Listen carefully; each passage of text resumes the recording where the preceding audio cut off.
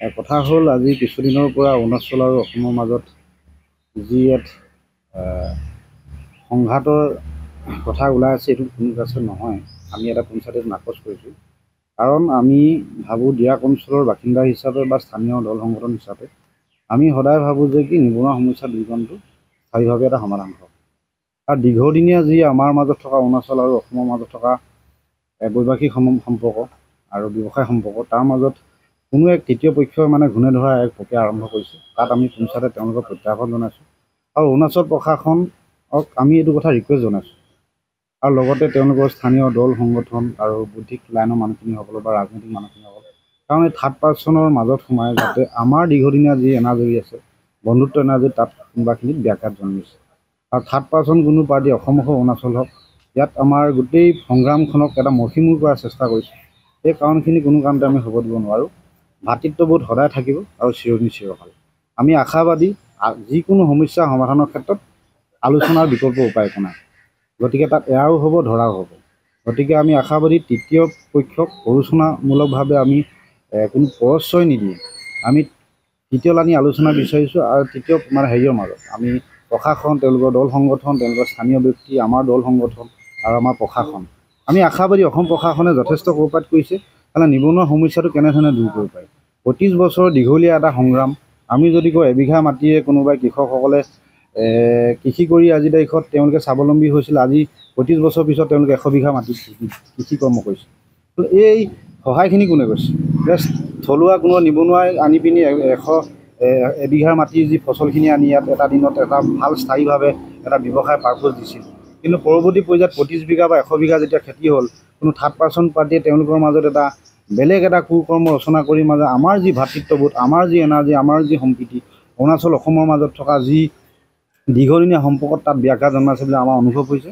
আমি পঞ্চায়তে আমি দল সংগঠনৰ ফালৰ পৰা আমি এইখিনি কথা পুনৰবাৰ সকলো স্থানীয় বসবাসী কৰা অৰুণাচল আৰু অসমৰ মাজত আমি সংযত হ'বৰ কাৰণে এটা ৰিকুৱেষ্ট জনাইছোঁ। কাৰণ আমি অহা মঙলবাৰে যি অসম প্ৰশাসনে এটা ত্ৰিপাক্ষিক আলোচনাৰ যি বিবেচনা কৰিছে, তাত নিশ্চয় আমি আশাবাদী তাৰ পৰা আমি সুফল পাম। আৰু আলোচনাই হ'ব আমাৰ সেই সিদ্ধান্ত। তাৰ যি ফলপ্ৰসূ হ'ব, আমি নিশ্চয় স্থানীয় নিবনুৱাসকল, অৰুণাচলৰ যি কৃষকসকল, তেওঁলোকৰ মাজত এটা সুস্থিৰ বাতাবৰণ আহিব আৰু অসম অৰুণাচলৰ মাজত থকা দীৰ্ঘদিনীয়া সম্পৰ্কটো পুনৰবাৰ জীয়াই ৰাখিব। অসম আৰু অৰুণাচল সীমামূৰীয়া স্থান, বৃহত্তৰ দিৰাক আৰু কাকপথাৰ অঞ্চলৰ ব্যৱসায়ীসকল লগ লাগি পেলাই অৰুণাচলৰ চৌখাম, মিডু, খেৰেম ইত্যাদি স্থানৰ পৰা তেখেতসকলে যি ৰঙালাও ব্যৱসায় কৰি আছিল বা অন্যান্য কেঁচা পাচলি ব্যৱসায় কৰি আছিল, সেইখিনিত কিছু তিনিচুকীয়া জিলাৰ বাহিৰৰ পৰা ব্যৱসায়ী আহি এই ক্ষুদ্ৰ ব্যৱসায়ীসকলক ভাতে মৰাৰ কৌশল কৰিছিল। আৰু তাৰ ফলশ্ৰুতিত যোৱা 16 তাৰিখৰ পৰা বিশেষকৈ অসম অৰুণাচল সীমা দিৰাক গেটত কিছু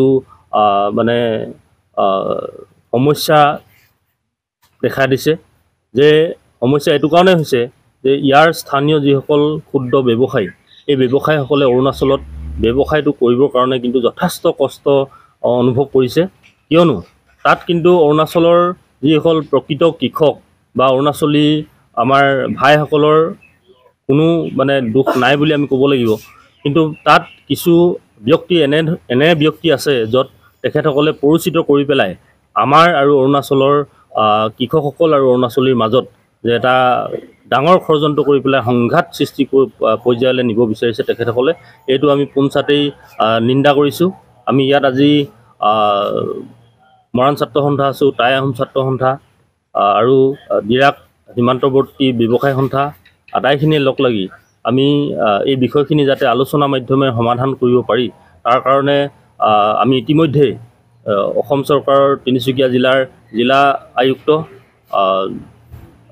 এই আমাৰ স্থানীয় বিধায়ক, লগতে তিনিচুকীয়া জিলা আৰক্ষী অধীক্ষকক মেমৰেণ্ডাম ইতিমধ্যে প্ৰেৰণ কৰিলোঁ। আৰু আমি এই চেগতে অসমৰ তিনিচুকীয়া জিলাৰ আয়ুক্ত আৰু আৰক্ষী অধীক্ষকক ধন্যবাদ জনাইছোঁ যে তেখেতসকলে যিমান পাৰে সোনকালে আমাৰ সমস্যাখিনি সমাধানৰ কাৰণে ইনিচিয়েটিভ গ্ৰহণ কৰিছে বুলি আমি জানিব পাৰিছোঁ।